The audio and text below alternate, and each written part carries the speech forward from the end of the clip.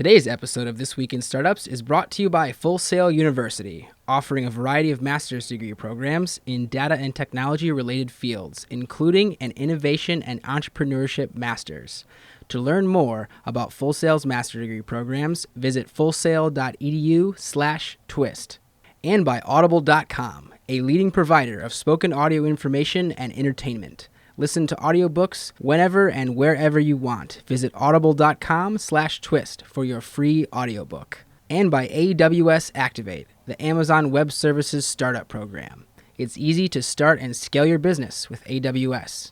Visit aws.amazon.com/activate. Hey everybody, it's Jason Calacanis and welcome to This Week in Startups. Today on a special transportation episode, Boosted Boards. It's a longboard, skateboard that has batteries on it and goes maybe 12, 15 miles per hour and gets you where you're going quicker. It's a Y Combinator company. It's a crazy idea. And I think they have some future products coming out that are going to be even more special.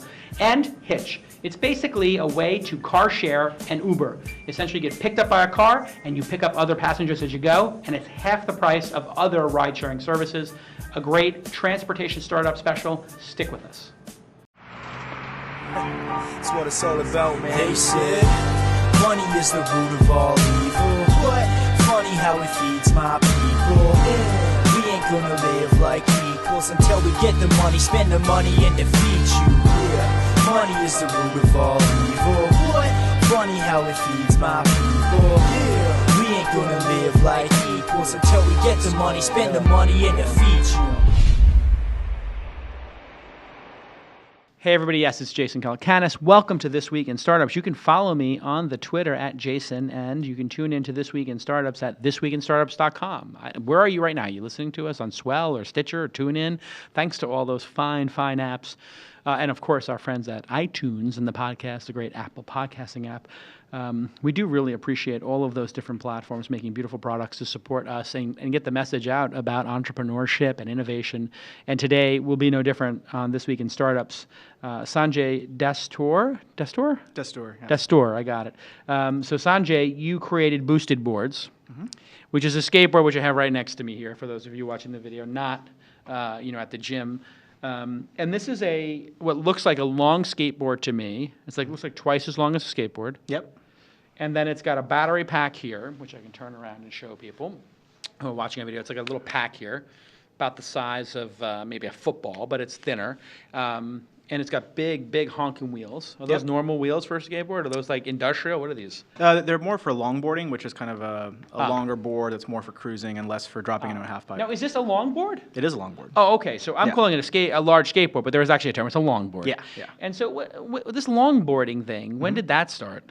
So longboarding is kind of a more recent thing than normal skateboarding. Skateboarding goes back quite a few decades. Longboarding for transportation or for cruising or even for different kinds of tricks is a more recent phenomenon, but it's grown a lot in the last few years. Got it. So you were a longboarder and you decided to put batteries on it, or you just decided you wanted to, make the Back to the Future hoverboard, 10 years early? It was a little bit of both. So actually my co-founder, John, who's our CTO, he and I were working in the PhD lab at Stanford studying robotics. And so we worked with very modern motors, batteries, motor control systems, embedded firmware. And he was longboarding around campus and wanted a motor on his. And he looked at the stuff that was out there and was like, this uses older technology that's heavier and slower. I could build something better. And so that's how this started. This whole thing started because your friend wanted a faster longboard to get around campus. Exactly. Like most startups, it started with some personal need. Of course. And so how long did it take you to basically engineer what you have today, and what do you have today here? Yeah, so between when we started, which was the summer of 2011, and the summer of 2012, the three of us that co-founded it worked on it part-time while we were still either students or working. And we got to like a prototype stage where we had this 1 or 2 units that we could ride around and show people. It broke all the time, but it was really fun when it worked. And so at that point, we went into Y Combinator and StartX, went on it full-time. What's StartX? StartX is the Stanford student accelerator. Yeah. So you went to one, then the other, or both? We did both simultaneously. We talked to a couple of companies that had done both. So StartX doesn't take any equity, provides office space, and provides mentoring and kind of other entrepreneurs in your space. So maybe it's delightful. biotech, maybe it's hardware. Yeah. YC is pretty well known for just doing weekly dinners and office hours. So Got it's it. complementary. Got it. So that's great. You got some Yeah. free office space. So you started doing that. And This is a hardware project. Were you one of the first Y Combinator hardware projects? That's a good point. So we actually weren't sure if Y Combinator would be a good fit for us because we were hardware. And we actually were introduced to Eric from Pebble when we were first looking at Y Combinator, and we said, hey, like, are they going to help us with? Did Pebble do Y Combinator? They did, yeah. I didn't realize that. Yeah. So he said, they're not going to help you learn how to manufacture it overseas or scale up your production or deal with quality issues, but they do help with recruiting and fundraising and customer development, all the things that a hardware company still has to do. Those things are important as well. Yeah. And so, what do you call the unit here? That is like all the batteries or whatever, like that you have it, the head and the tail. What are those? It's a motor, or what is it? Yeah, so at the front of the board, which is where you're holding it right now, is the battery unit. So that has a just under 100 watt-hour battery. That's the capacity of the battery, and it can supply about 2,000 watts of continuous power. So that's already like an interesting technological achievement because most batteries that can provide that much power are much, much larger. And on the other end, how did you do that achievement? Basically, there's a trade-off with lithium batteries between energy or range and power or acceleration. So a Tesla Model S, for example, has many high energy, so lots of range, but low power cells, and they parallel them to get a lot of power. Right? So in contrast, we're using a very high power cell, and that means that the thing can accelerate even with a very small pack. So you wouldn't be able to build a Model S that only goes 10 miles. It wouldn't actually be able to accelerate. Right. You have to build one that has a pack that goes at least a few hundred miles. Ah, that's fascinating. I had no idea. And so, how much Tesla influence is there in this? I mean, how much do you think they laid the groundwork for what people are doing now with these, like, I assume they're Panasonic batteries, or? No, so we're actually using batteries from a company called A123. Oh, of course. So they were a startup. They went through some Rick bankruptcy. Phillips startup, yeah. Yeah, so they went through some bankruptcy proceedings, came out of that, were purchased by a Chinese company called Wanjiang. So the cells they make are very, very high quality. And the reason for the bankruptcy and that restructuring wasn't that the cells weren't good, it was that the demand wasn't there to meet their scaling. Yeah. But the cells are extremely high quality. We haven't had a problem with them. They're extremely high power, and they're very reliable. Hey, everybody. I got a chance to sit down with Ron Cook of the Full Sail University, and he is the program director of their Innovation and Entrepreneurship Masters of Science degree. And you can learn more about this 12-month program at fullsail.edu/twist, fullsail.edu/twist. And I started off this conversation by just asking him, hey, can entrepreneurship be taught? People have very strongly held beliefs about, their opinions about it. I think most people come down to the idea that it's really a mixture of both, and there are certain traits and characteristics that are indicative of people that might have a greater propensity for entrepreneurship, and then other things that we absolutely can teach. So it's a blending of the two things. So let's talk about what characteristics of entrepreneurship you think are important that people need to develop. What are the core skills there, or the core traits? If we look at skills we develop those business literacy skills, and we teach financial concepts and principles, and we teach marketing concepts and principles. We teach legal issues, everything from intellectual property to proper forms of business formation, and so on and so forth. So we can teach to those. The other thing I would have to say I think we can teach people to have better interpersonal skills. It's one of the things. That's critical, yeah. Oh, absolutely. Very important. So, if people are interested in joining the program at Full Sail, and I hope they go take a deep look at it, because, hey, listen, there are specific techniques, and these are the techniques of the lean startup that you've heard us talk about on the show many times. Where would they go for more information? They go to fullsail.edu, and they'll get information about any of the many degree programs that are offered. Dual motor and dual belt drive. Yeah. Now, why do you have belts? Because are belts like, and they're exposed like this? Is that like a liability or something like that, or is No. necessary? So what happens is there's a few ways that you can connect the motor to the wheel. You can direct drive it, so just have them share an axle. That's not really efficient, but it's something you could do. Yeah. If you want it to be efficient, you want a transmission in between. So you could have gears like in your car. Yep. You could have a chain like on a bicycle. Right. Or you could have a belt. The belt is quieter. It's more tolerant to manufacturing like misalignment. So if you have two gears, they better line up really well. But if you have a belt and the two pulleys are a little bit off, like the belt still works really well. And it's very quiet, doesn't require like oiling or greasing or anything. So it was a good fit for what we wanted. How much does this cost? This is $19.95. So it's $2,000 for this. It's expensive today. And is there a bit of profitability in that for you guys, or is it? Yeah, so what happened is we found that you could make something that was much cheaper that was like a toy. So it had a little bit less power, and the parts weren't very durable or weren't high quality, so it was more likely to break. So at the very low end of the market, you can get electric scooters and skateboards for a couple $100s. Yeah. They tend to be heavy. They tend to be really great toys. But what we found was that people actually wanted to use this for commuting, and that was like this killer app or this killer use case where people said, this is perfect because I can carry it into the office, I can carry it upstairs, I can carry it into a train. It's not light, though. It's actually very light. I mean, it's lighter than... Okay, you're right. It is light, but you wouldn't want to carry it up 5 flights of stairs. What is it, 30 pounds? It's 15 pounds. Oh, it's only 15. Yeah. I'm weak, sorry. Maybe it's just because the size is a little awkward, but so it's only 15 pounds? Yeah. That's true. I'm doing it with one hand. Yeah, I do 50 pounds. Yeah, so the idea is, like the lightest bicycles you can buy are around that weight. Yeah. But even there you have this kind of unwieldy size you have to carry into an elevator or carry and put this under would be your certainly desk. easier to get into an elevator and get to your office. Exactly, So yeah. you decided to make it expensive for now. Yeah, we decided to basically invest similar to the way Apple did with the first iPod or Tesla did with the Roadster and develop the technology. Like, it's more important to us to have fewer customers, but have the product really resonate with them and have it serve their need really well and be reliable and dependable. All right, so here's the video of it. And so this goes 20, I probably should fast forward here a little bit. This is you guys making it. What a beautiful video. Thank you.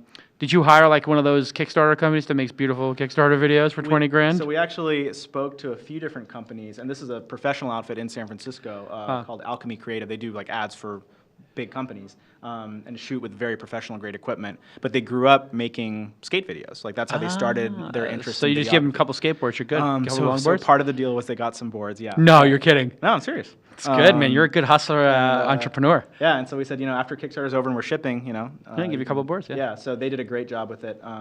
And also, like, this was one of the first Kickstarter campaigns that had like an expensive item, like a $1,000 plus item. Right. And we weren't actually sure that people would trust us to invest that and pledge that to us, having never met us and never seen the product in person. It better be you better deliver, and it better be a pretty great product to get that price. Yeah. So you were nervous. Yeah. So when did you put this on Kickstarter?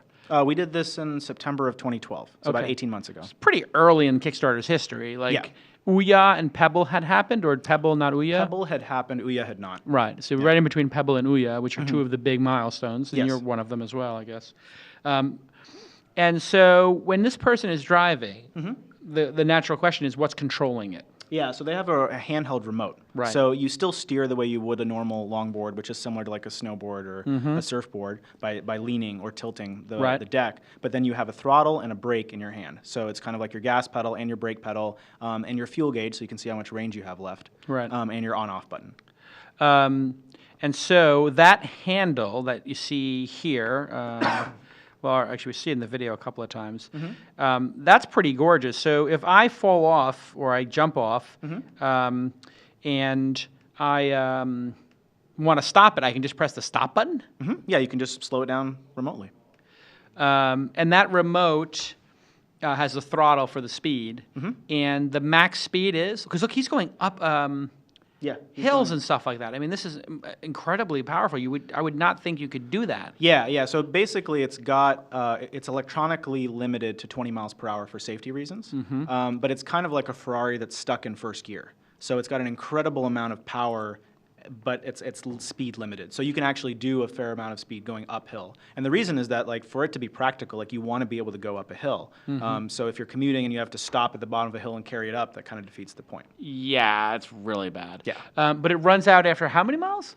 6 miles. So we actually tried a bunch of different battery sizes for a couple of reasons. One is that this is a consumer size battery, so you can carry it on an airplane, you can ship it with no restrictions. It's not like an industrial size battery. Usually the cutoff is 100 to 200 watt hours. And second, 6 miles was plenty of range for most people's commute. So that's already 25% of all the commutes in this country could be done on this board. Right? Yeah. And then on top of that, most trips are short. Like, if you're really going to go more than 5 or 6 miles, you probably would want to use a different vehicle. Okay, so here's the gorgeous little throttle and brake. How does it work? I'm pulling it up here on my screen, and it looks not intuitive to me. What happens here? What do I do? So this is actually from our Kickstarter campaign. We switched to a different design. The reason, so this was supposed to be like a ring, basically something where you could still hold something in your hand or like pull a hold door your handle. iPad or something. And this is actually an interesting example of something where we prototyped it. It felt great to us, but we hadn't really used the product that much with it. Yeah. And then we actually built it, and at the end of that process, when we tried to tested it with users, they said, this actually isn't as nice. I'd rather use that older one that you have. And so we went back to using that, and they wanted something that was heavier, more substantial, felt more solid in the hand, and that small one just wasn't doing that for them. So they want to have something here, and that's this wireless Bluetooth remote that I see here. I can pull it up on my screen here. Whoop, if I make my thing big here. But yeah, there it is. yeah. That little wand or something. It looks like a, what is it? What size is that? How big is that? Yeah, so it's something that just fits in your hand, right? Okay. And you have... Like a baseball, or what size yeah, is kind that? of like the handle of a baseball bat. Handle of a baseball bat. Sure. And that will not steer you, but speed up or brake. Exactly. And so you did tremendous on the Kickstarter there. How did it do on Kickstarter exactly? So we did about $475,000 on Kickstarter. So and you crushed then what you were hoping to do. Yeah, we were hoping to do about 100,000. I mean, that was kind of our minimum to be able to. 200 bought? We had about 350 people who got boards. Oh, wow. And about 750 who backed us at either the T-shirt, sweatshirt, kind of sticker level. These have all been delivered now? So the only ones that that haven't been delivered are international boards. So they've been built, but we can't ship them because we're still waiting on clearance for different customs regulations. So to ship to the EU, to ship to Japan, you have to have certain certifications. And so we're in the process of going through these certifications with what has to be independent labs. Got it. And what has the feedback been like? So because it is a 1.0 in a way, right? It is, yeah. Like these are people who are backing a Kickstarter. Yeah. Yeah. So one of the most valuable pieces of advice we got in Y Combinator, very first meeting we had with Sam Altman and PG in office hours, we said, we're going to launch Kickstarter right away. And they said, don't do that. Build 5 and sell them. See if you can sell them, and then find out what people think of them before you go through the whole process of launching the Kickstarter. It was great advice. So we actually built 5 and sold them to a couple of the partners at YSC, a couple of friends that we had told us, like, when you build these, tell us, we'll buy some. And we learned a lot. So this is actually... What did you learn?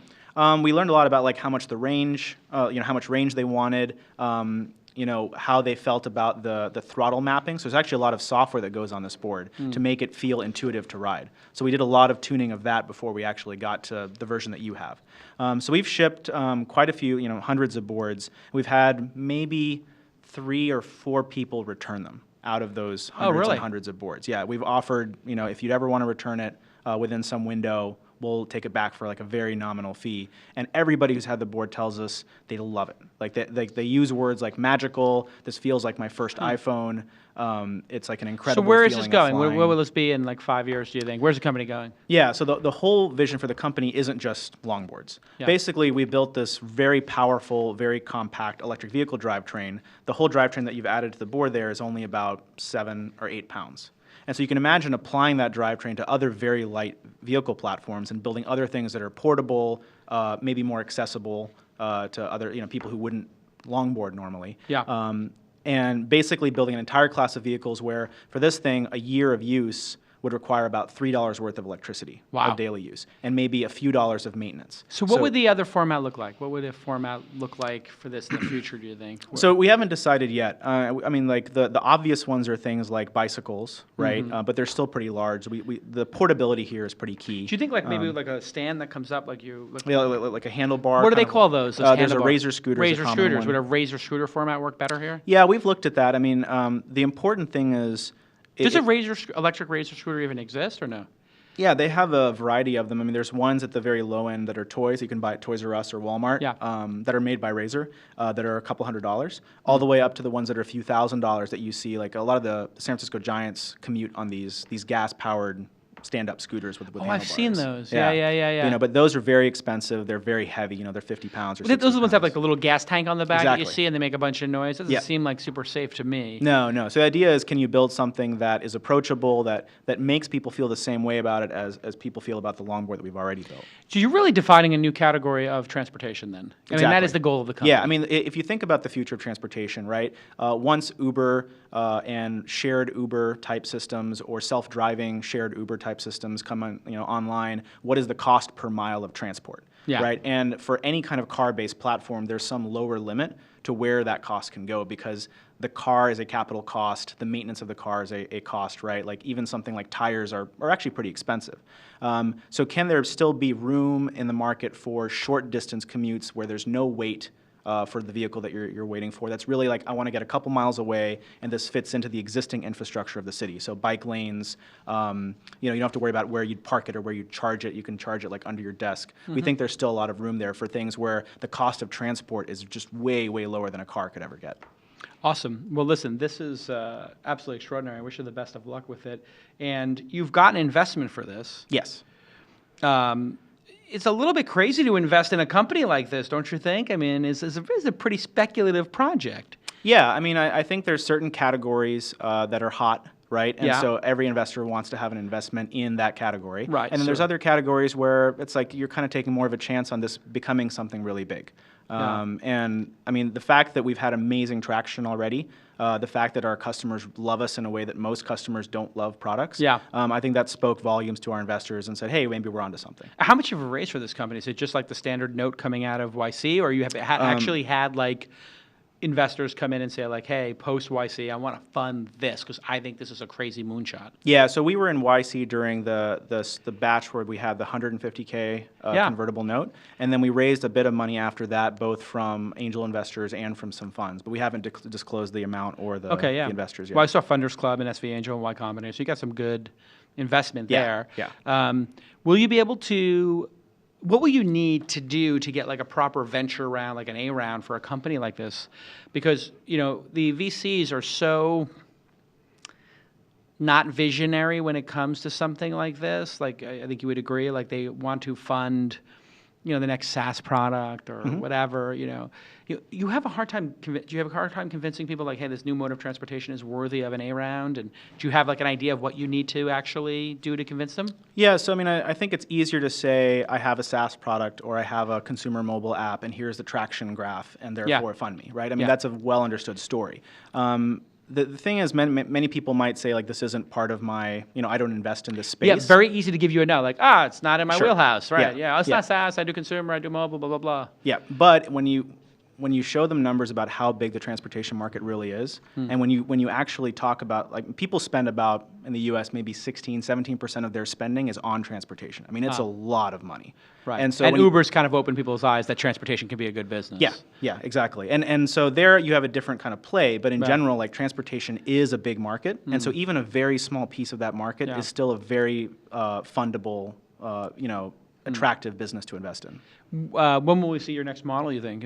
We're working on it now, but we don't have any dates finalized yet. Maybe, how about February of 2015 at the Launch Festival? I reserve your spot. Would that work? That might work, yeah. All right. I got you the first slot in the afternoon. That's like a Okay. premium slot right after like a Mark Cuban or a Paul Graham maybe. All right, But sounds I good. think that I think the 2.0 is in the works. I think that's the thing we're all going to be really like looking forward to seeing is like where you take this, because obviously you got people who love it and that's just a great start. Yeah. But and are you going to sell a bunch more of these, or is it like one run and done, or is it going to be a sustainable production, or what? Yeah, so we're actually producing all these in Mountain View at our office. Oh, wow. And we have a full production line and staff and inventory system and all that there in our warehouse.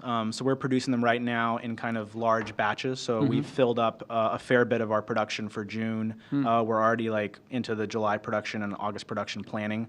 So there's, we're already ordering parts for stuff that's going to get built. So there's continuing demand for this, and when these an people who are incredible amount of demand, yeah. Oh, really? Yeah. What do you think you'll sell? Like 100 a month, or 10 a month, or 1,000 a month? What We're is- ramping up right now. I mean, we've shipped in the hundreds of units. Yeah. We'll be up into the thousands of units pretty soon. But Oh, we have really? a fairly long list of orders that we have to fulfill. Oh, So, really? So this can be thousands of people running around on these things. I mean, there's already, finally for the first time we're seeing, like, I'm seeing people I don't know riding it around That's a San great Francisco, moment, right? which is a fantastic feeling. Yeah. Well, listen, continued success with it. And if people Thank you. want to order one, they can just go to boostedboards.com. That's right. $2,000, put down what deposit? Full deposit or? So right now we're collecting it's a pre-order, and then we'll contact them to collect the Got it. deposit. And And if you they want to gotta- try one first, then we can arrange that too. Awesome. And do you do distributors or something like that? Do skateboard stores want to distribute this and carry them? So it's an interesting point. We actually don't know the right place to retail this because people Yeah. want to try it, right? So would you go to a skate shop? Would you go to a bike shop? Would it be Skate shop.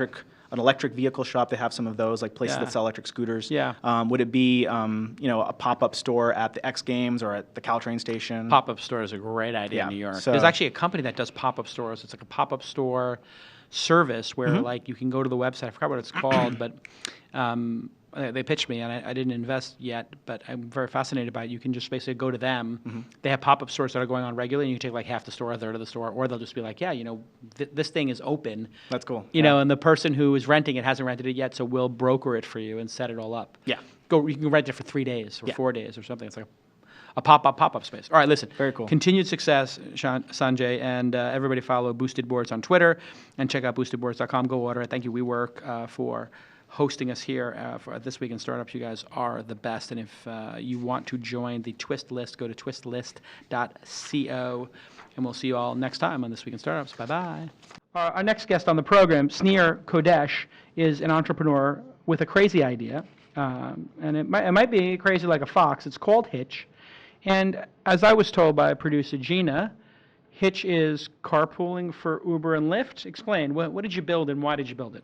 Yeah, sure. So what we built is we built a solution where people that are going roughly in the same direction can be paired into one car, and by extension share that vehicle, utilize it better, right? Because today that vehicle that's moving one person is running with 3 empty back seats. So now we can utilize that vehicle better, by extension provide those people in the car a lower cost fare because they're sharing the cost. They're sharing the cost of the ride.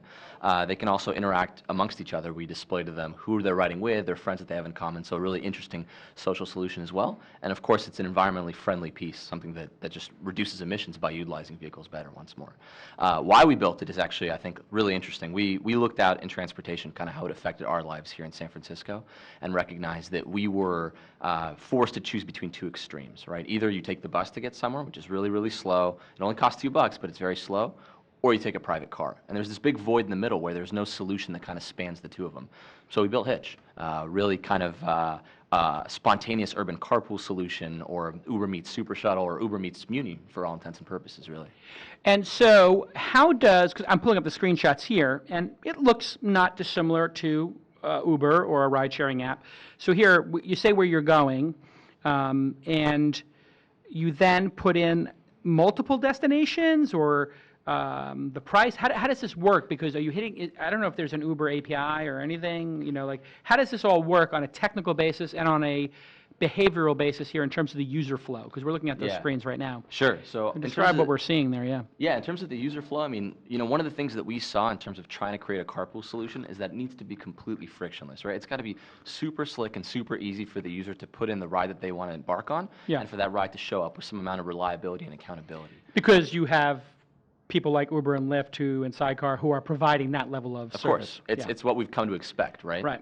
And so what we do in terms of the app itself is you put in where you are now Okay. and where you're going, along with how many people are in your party. So if I'm riding by myself, if I'm riding with you. So I'm going from Pack Heights and I'm going down to the Mission, and it's 2 people. We're going to dinner, my wife and I, and there's 2 extra seats. Exactly. Or I don't put the seats in, actually, because we don't know. Right. You don't put the seats. Got So it. you put how many seats rather you want, and we Got it. project the cost to you, which is what you see in that little price. Okay, window right, in here the it is. screenshot. Yeah. So find a hitch, boom, and it says 4 minutes and $5 per rider. Yep. Exactly right. And you're putting sorry, in 2 waypoints. It's not $5 per rider. That's actually the cost of the ride in its entirety. So, Got it. for that ride, I think it's just one person, and that would be a $5 ride. Got it. And so here, you're requesting that ride, but you're putting in the 2 waypoints, and then where the pickup is of the person. Is that the pickup of the person there in the middle between A and B? Yeah, so what happens here is once you put your ride in, once you have a car arriving, we actually give you kind of an expectation of, well, here's what's going to take place. So in this scenario, you're going to be picked up where A is, there's the car, and then you're going to be picking up somebody else, which is that intermediate waypoint that you're seeing prior to going to the destination, which is where B is. And so does it tell me that there's somebody already waiting, or is that person waiting for a ride who wants a discounted ride? Or while I'm driving from Pack Heights down to the Mission or to the airport would probably be the ultimate. So let's do that one. Like, so I'm going from Pack Heights to the airport. Is it letting people know, hey, there's somebody on the way, quickly jump in? Yeah, so that's what that view just now that we were looking at is basically displaying to you. It's saying, hey, there's someone in the car now who will be getting off in that intermediate waypoint, or there's someone en route that is going to be joining your ride in that intermediate waypoint. So it doesn't give you specifics as to whether or not that person is getting off or on, but you do have an understanding of this is the route that we're going to be taking, so that you have a good gauge of, okay, well, it's going to be not exactly the direct route, but that route looked pretty good. It's going to be a 2-minute Close detour enough, to your destination. Exactly. So. And then how do you get payment to them, and how do you decide who pays what? Yeah, so the payment is predicated just on time and distance like any other platform, but we do, of course, factor in some concept of, well, how is this ride going to be shared, right? And so that price is being projected to you up front when you make the reservation, when you make the booking, and that is the price that you get regardless of whether or not someone is joining your ride or not. And you pay in-app. It's again the seamless, frictionless experience you've come to expect. There's no opt-in or opt-out here. When you embark on a hitch, you're likely going to be sharing the ride. If you're not, that's a mistake on our end. That means that we weren't able to make a logical pairing on that route. That's on us. That's not on you. So you wouldn't have to obviously eat the cost there. You'd still get that projected low fare.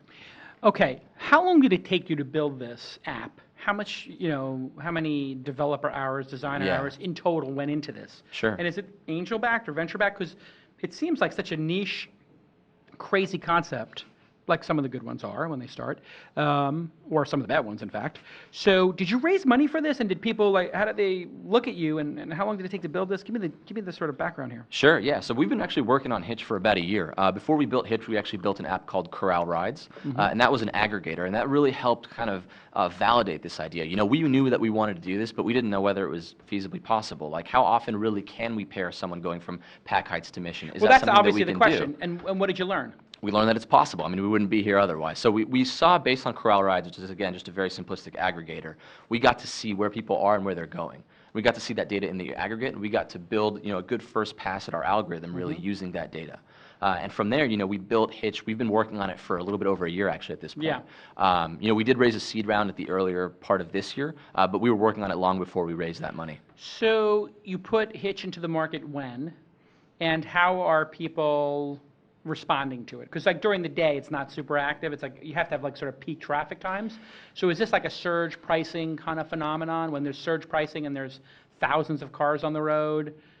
That's when this becomes valuable. Would this work in a new Uber city like Los Angeles or some new one, or do you need to have Uber and Lyft and Sidecar have to have been there to create the density? I don't think Uber, Lyft, and Sidecar have to be there to create the density. I think, for starters, we can start with kind of the surge pricing question. Yeah. In a lot of ways, I think we're the antithesis of surge pricing. The more people using Uber, the higher the rates go because people are competing over the resource. Here, more pairing can happen the more people are on board, up to a certain point of liquidity, obviously. Got it. So are you sharing Ubers here, or are you just sharing your car? No, you're sharing Hitch cars. So we have our own operation that we operate, our own drivers. Okay. So I thought you were trying to piggyback on Uber rides and Lyft rides that were going on. No, not at all. Got it. So you are actually a heads-up competitor to Uber and Lyft. You just have to accept the fact that you might have stops along the way. So that makes it a lot easier. Yeah. So what's it like to go up against Uber in year 4 or 5? Yeah. Obviously, full disclosure, I'm one of the angel investors in Uber, but I do think there's going to be many different services. So obviously, I wish you well with this one, obviously. Yeah. But so what's it like to go up against Uber? How do you get drivers and all that kind of stuff? Yeah, I will say actually some of the angels that participated in our round are also investors in Uber. Oh, so really? I think Turncoats. Yeah. I would never do that. So I think That's a little bit of a conflict of interest, or no? I don't think Not so. from your part, but maybe what do you think Uber thinks? Well, I don't think from Uber's perspective either. Uber ultimately is everyone's private driver, right? It's a service that really looks to provide a luxury tier of service. And when you talk about Uber rider and the Uber ridership, they're not looking to share a ride with someone else, right? That's not really a trade-off that they're willing to make. They get upset with a 5-minute delay when their driver doesn't show up to them 5 minutes on time. Okay, so when you're talking about taking a detour, that's a little bit of a painful sell for them. I guess, this is a really good point, though, about entrepreneurship and angel investing, which is a lot of times we invest in things as angel investors. I'm an angel investor, but also I'm an entrepreneur, and I saw Sequoia invest in things that eventually pivoted into things that we were working on, so I couldn't really be upset about them because it's well, if we're doing so many different things at inside of Mahalo and somebody pivots into us, that's not really on Sequoia. Right. But in this case, It is a little bit, you had to have that conversation with Uber investors of like, how is this different, I guess? Well, I think, yeah, I mean, certainly the question is like, how is this different? And I Yeah. think ultimately when we look at transportation, it's a very broad space, right? And there's many different use cases. And really there's a real void in this space, right? How do you get between the cost of a bus or the convenience of a bus, inconvenient, to something like Uber, which is a lot more expensive? That's a huge gradient. And we're really looking to fill that niche, that void in the middle. Okay, so I buy that, and I buy that maybe this would be, even if it, and I don't have any insight into the Uber roadmap, I actually, just so people know who are fans of the show, I actually specifically asked TK and other people at Uber, do not tell me anything. I don't want any information that is not in the New York Times or TechCrunch or LaunchTicker already, because I don't want to ever be considered a leak, right? Like, just don't give me information. Sure. I don't need the information. But I will say, you know, there was a time at which Uber was only town cars, and I remember like it was yesterday because I took a sidecar, and it was an absolutely terrible experience at that point in time because the car was like 13 or 14 years old. I asked the guy, and it was breaking down, and like, you know, it's one of those back seats that falls down, and he drove me down to Palo Alto, to Santo Row, to Sequoia actually, for a board meeting from here. And I thought I was going to die, but it was also at the time where sidecar you could pick your price. Sure. So I was like, well, an Uber town car is going to cost $150 or $125, I don't know. So I offered the guy $50, and he said yes. And he like was there in 2 minutes, but I also thought I was going to die. But then I said, right after I had that experience, I said, you know, this is so much cheaper, Lyft and sidecar. I think that like this could have a meaningful impact on Uber because I can afford it, and I'd rather save the money. So I think a lot of people who even are able to afford it will go lower. And you know what happened? UberX. Yeah, TK looked at me and said, we're doing it. He said, we're doing it, Jason. And I was like, okay, that's the final piece of inside information I want on this. But they could do this, right? Like a Lyft or a sidecar could look at this and say, are you open to picking up passengers on the way to the airport to get a discount?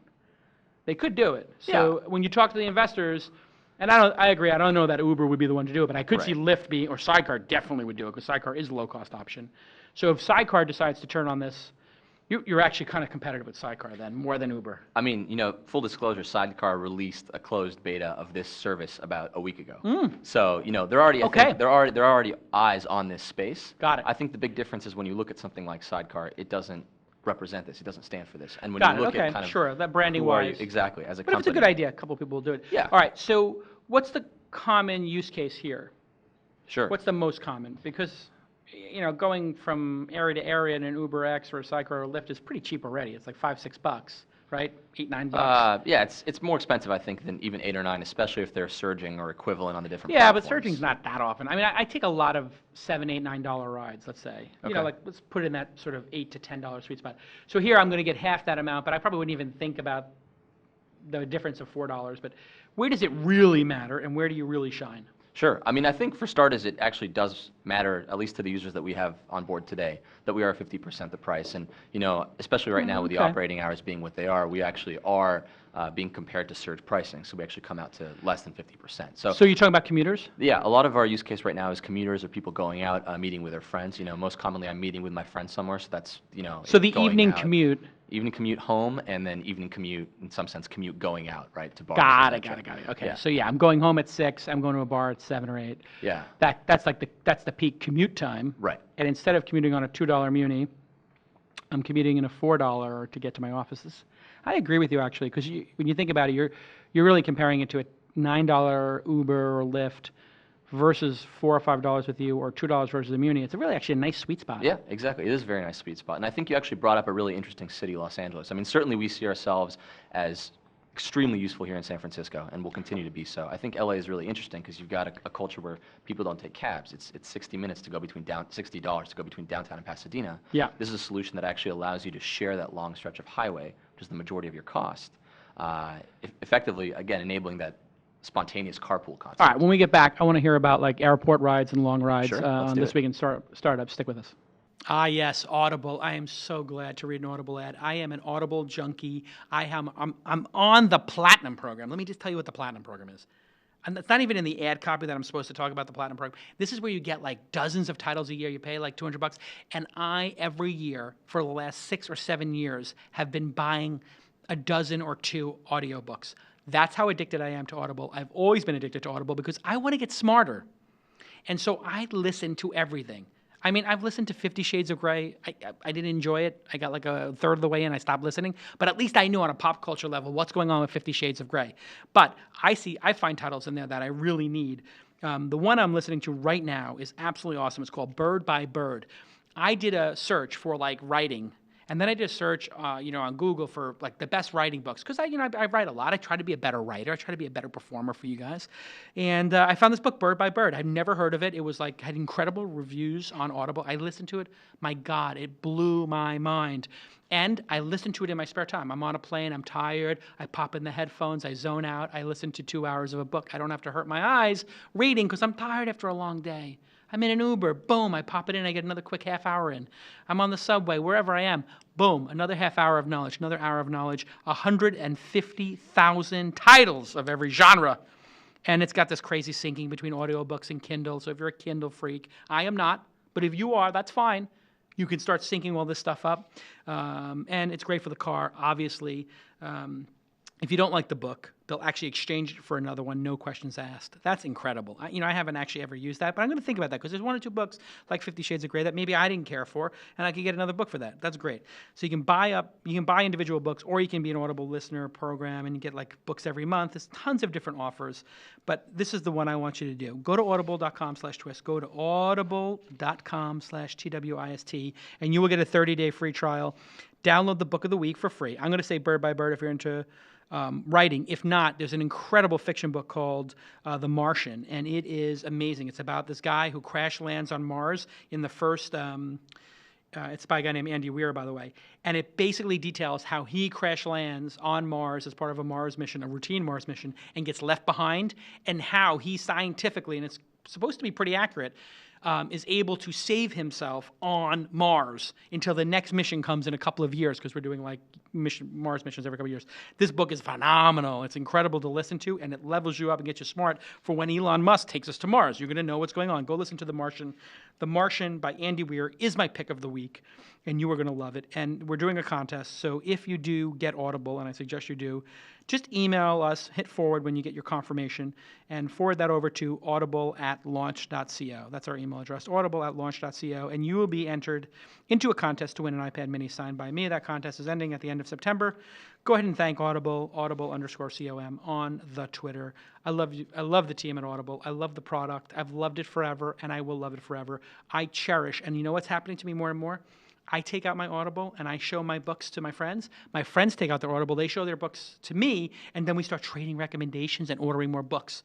It is amazing. You will get so smart. I love this product. I'm so happy that they sponsor the program, because to me this would be like, Coke Zero sponsoring the program, because I love drinking Coke Zero, or like, it would be like New York strip steak with béarnaise sauce sponsors the program, and I sit here and eat a New York strip steak with béarnaise sauce. That's how much I love Audible.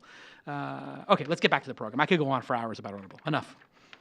Welcome back to This Week in Startups. Of course, it's Jason Calacanis here, the show where we talk about startups who are trying to change the world and absolutely being brutalized by competition investors and the absolute hell that is building a product and actually making it have value in the universe. That person today who's actually trying to make something of value in the universe is Snir Kodesh, and he is the founder of Hitch. Go check out Hitch at takehitch.com, or at takehitch on the Twitter, and Snir is Snir Kodesh, SNIRKODESH on the Twitter.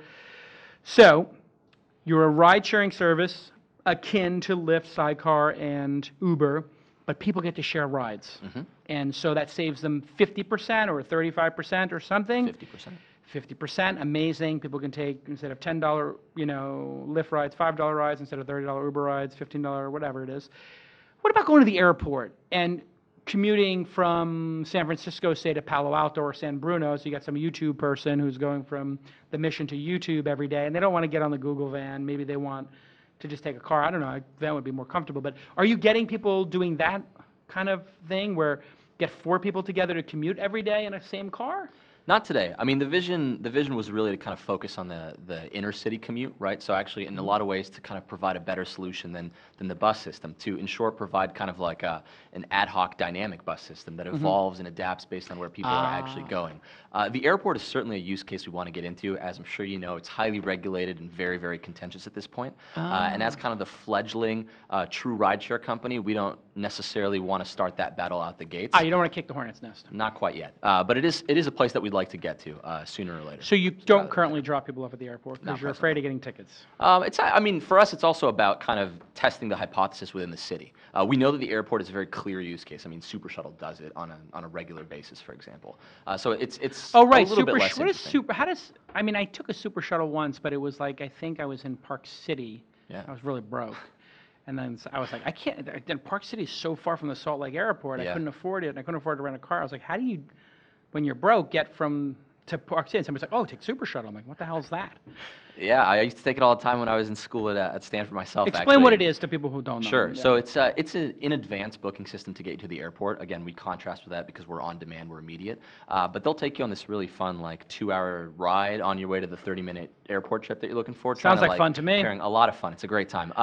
And basically, that's one of the things that we really wanted to improve on and iterate on, is to make the kind of adjustments and improvements in ETA and to really pair rides and routes that make sense. And they do that in a completely manual fashion. Totally manual. Somebody calls the night before and says, I need to get picked up. Because they do this at the ski places, right? Yep. And you're like, I need to get picked up. So they're like, yeah, we're going to pick you up at, what time is your flight? You're like, 8 o'clock. They're great. We're going to pick you up at 6. It's going to be a half hour. 5, yeah. Yeah, they're going to pick it. Well, it was like a half-hour ride. They can pick it up at, like, we're going to pick you up at 6. The last person gets picked up at 7:20. Oh, I've had the complete opposite experience, but I would get picked up at like 4 a.m. for my 8 a.m. flight. Right. But the last person in the queue is getting picked up an hour, Yeah. hour and a half later. Yeah. And how do they do that? Somebody at midnight is just keeping a list and looking at a map and inserting people? I think they do a lot of manual work to kind of construct these routes. And again, they've got a completely different model in terms of the franchisee model. We don't need to get too into it. But basically, let's get they're into it. looking to Yeah. optimize just the revenue on a per ride basis rather than kind of the user experience ultimately. So, Got it. No, it's important to get into that detail. Yeah. So they're a franchise. You can buy the franchise for Super Shuttle in a city. Yep. And now you own, the blue van. You pay insurance on that and everything, and you are a franchisee of Super Shuttle. Are there multiple franchisees in one city? Yeah, of course. I mean, every van owner, so to speak, is technically a franchise of his own, or if he owns multiple. So they were kind of like the original, well, not Uber, but they were the original, like, shuttle van service or something. And so they get $20 a ride. They try to get X number of rides, 10, 20 rides. What are they, 5, 10 rides? Yeah, you can fit, I think, like 12 people on the shuttle All right, van. so they get 6, 7 rides for $20 each. It's 140. It's $180. It's 3 hours, so they're making $50 an hour. I guess that's better than being in a taxi. Yeah. Or slightly better than what a taxi might do. Yeah, I don't know what the operating expenses of the van is. But they don't even use a smartphone in that, and so Nope. then nobody on the route knows. Correct. There's no kind of predictability. It's like all you know is that you're getting to your flight on time, really, and that's the only thing you ultimately care about. But you don't know who you're riding with or how long it's going to take. Right. So who you're riding with is clever if you're a social young person, but if you're an older person who doesn't want to make any more friends, it's kind of annoying. Yeah, it's not so much about the friend making necessarily, although we certainly think it's helpful. It's more about kind of breaking the ice, right? So if you are going to be riding with other people, Yeah, you don't Jason C's necessarily, coming. yeah, or like rather, you don't necessarily know the person's last name. You know their first name, and you know that you have like Snir as a friend in common. So Yeah. that's an icebreaker, right? Oh, how do you know Snir? And what we've Got seen it. in Hitch is that when that happens, it really changes the dynamic of the car drastically. It's kind of like Becomes a comparing. party. Well, it's kind of comparing your relationship with like your waiter or waitress, which is like a very service-oriented, kind of formal, Yeah. to like, oh, these are like friends of friends. A friend of my friend is a friend. And Super and clever. Yeah, so that's kind of the idea there. So that's like a feature, like forget about these, what's it called, shuttle, Super Shuttle? So Super Shuttle doesn't even have like a dynamic route on a map that's sending you alerts like, hey, your driver's 6 minutes. Because I remember when I did have to take that goddamn Park City Super Shuttle, no offense to Super Shuttle people, I mean, I wanted to kill myself because I not only did they tell me I'm getting picked up at 5:30, I waited like 30 minutes, like, yeah, we're going to be there between 5:30 and 15 minutes, and it was like, took them half an hour. So Yeah. I was like, I could have gotten another half hour sleep. Yeah. Mother, Melon Farmer. I'm just like, you could actually do the Super Shuttle model with just the logistics, sophisticated logistics, and absolutely crush it. So what's the internal discussion with your team about that? of like, hey, let's super shuttle this? Yeah, so I mean, I think again, it's kind of like we're thinking bigger, right? We think that this is actually completely new in terms of transportation for the first time to have completely dynamic rerouting traffic. And focusing on the airport allows us to like really validate and create a very sustainable business. I think we're just dreaming bigger. You know, our goal is to really kind of change how transit in general works. You know, But we what hear a lot about using a minivan in the city? So it's 8 people. Yeah, yeah. Do you have any minivans or like double-sided minivans with the side doors that open on either side? Yeah, we have some people with minivans, we have some people with SUVs that want to get more people on board. I think the model really changes today. We're very much like a door-to-door service, right? So, you know, we're better than Muni because you don't have to walk those 8 blocks, and you don't have to stand and do these weird routes.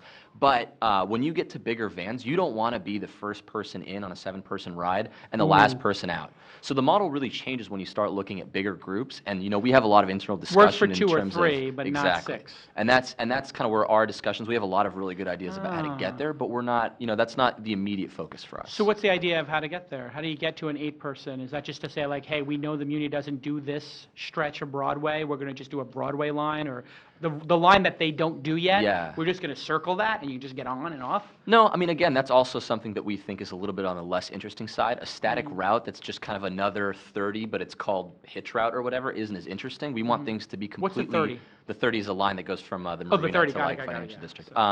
We want things to be completely dynamic and evolving based on what's happening now. And so the model is, rather than doing a point-to-point service, to do like cluster to cluster. So you can imagine like creating bus stops, ad hoc bus stops on random street corners, saying, hey, this is your bus stop. The bus is going to show up right here and eventually take you to wherever it is that you're going. We're not there yet. I mean, this is definitely, you know, the vision here in the future.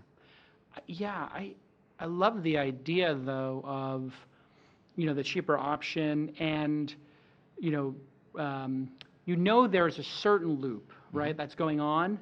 So maybe it's not like the 30, or in my case the B4. You know, so I took the Brooklyn bus line, like the Brooklyn 4 line, or the B16, the B8, all these crazy things. If it was like, hey, we know there's a car that does the Embarcadero kind of on a regular basis in a big circle, you could actually kind of assign the 4 or 5 loops, and at least I know I could be like looking at those ones could be persistent in the app. So you could actually see those doing their circle and just get on and off those. And you know sort of when they're approximating where they're going to be, and they could deviate within 2 or 3 blocks, but maybe not 10 blocks. Yeah, I mean, certainly if we're seeing kind of recurrent bases and recurrent use cases, people going Embarcadero, then we would have a car that's always doing that. And it wouldn't necessarily be formalized as, oh, that's the Embarcadero car, because maybe it would go somewhere else, but someone else would, like another car, would sub in there and swap in. So you raised $250,000 for the idea, or something to that effect? We raised a little bit more than that. Oh, now it's more, yeah. No, it was always more. It was, we raised closer to $1 million. Oh, okay. So you raised $1 million. You got half dozen people working on this or something? 10 people? Yeah, we actually have a team of 4. It's a small team. Team of 4. Yeah, Oh, wow. So effective. What do you have to prove in a market that's got these huge incumbents now? What do you have to prove to get, you know, like let's say the proper A round and get a VC on board? Because we do see that, you know, you have this follow-on phenomenon. I mean, obviously Lyft was a follow-on phenomenon to Uber, but they were able to raise that $200 million round or whatever it is. So now you're like, whatever, the 5th into the mix, which is kind of brave, and you have a good idea, so could work. What are the discussions like with VCs? And do you have to pass some kind of hurdle when I have a better Pinterest, and, you know, they're like, yeah, we see 10 better Pinterests, and, you know, you're going to be, because typically what people say to me when I tell them something's being reinvented is like, they're just like, yeah, network effect, you know, F it, you know, network effect, it's not going to work, you're going to get crushed. And it's like, it's that good of a feature, Lyft will add it. So like, what have the discussions been like, and how have you convinced people to actually write checks? Yeah, I mean, I think for starters, the people who have written checks and joined up really understand kind of our theory, which is that this isn't just another feature, it's actually a completely different mechanism. You know, you mentioned how like, oh, there was Sidecar and Lyft, and then look, there was UberX. But really, UberX is the same Uber experience in a different form factor vehicle. What do you mean by that? Like, so what I literally mean by that is you have still your own private driver. He's not driving a black car. He's not driving a limo or an SUV, or she. Yeah. But he or she is driving a Prius now. Right? It's the same model with a different operational implementation. Got it. This is a completely different model, and that's really what we're So it's still bringing to not the like forefront. any car. It has to be a pretty good car. You're saying like on a professionalism basis, on a On an execution basis, I'm It's saying just, like yeah, it's not higher a end, yeah. what we call you know, Uber, Lyft, Sidecar kind of one-to-one models, one person, one vehicle, and it doesn't matter which tier of service you look at for Uber, it's still a one-to-one service. Got it. And with us, it's kind of a many-to-one service, which is, you know, drastically different. I mean, it's a completely different mechanism. It's a different model. It's a different. So you have to get the VCs to buy into that, and then have you started talking to VCs, and are they buying into that, or are you just getting a little bit of resistance? Yeah, I mean, inevitably we're going to be getting some resistance. Yeah. For us, the biggest thing to prove is that people want it, right? It's just like anything else. It's like, Yeah. is there traction? Is there product market fit? Is this a use case that people really identify with and gravitate? You know, I think especially in the VC community, it's hard to push price sensitivity as a big concern because a lot of VCs are taking Uber everywhere, and they're not taking Uber X, they're taking Uber They're Black. just like, oh, well, I'm only spending $2,000, $3,000 a month on Uber. Why is it a big deal? And you're just like, because the average salary in the United States is $29,000 or something. Yeah, so Out of touch. I mean, it's not out of touch. It's just No, like that's VCs are out of touch. No, I can say that. You can't say it I because can't you say got to it. I get the can't money. say it. I can say you melon farmers are out of touch. Like no, I can't tell you. I've been in meetings with VCs where they're just like, well, my wife is, and I'm just like, is this VC really talking about their wife who lives in Atherton? It's like the most insane VC behavior. I've been in meetings pitching them, and they you know, like, obviously not all VCs are male, but the male ones who bring up their wife as the use case is just insanity.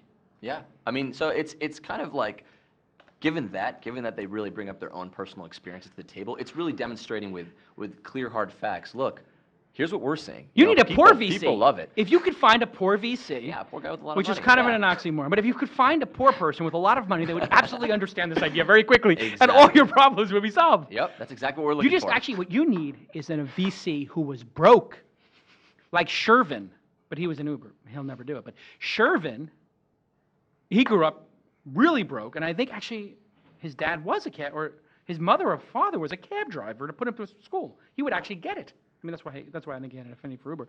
But so you have to convince them that people who are of average means need this, and the only way to do that is in the market. Yeah, exactly. I mean, the people that we have on board obviously agree with us, right? And Sure. they get it, even being wealthy, all things considered. Yeah. Wealthy enough to make an angel investment. Yeah. And so it's really demonstrating more of that fit, demonstrating that it's a real need, that we are solving something.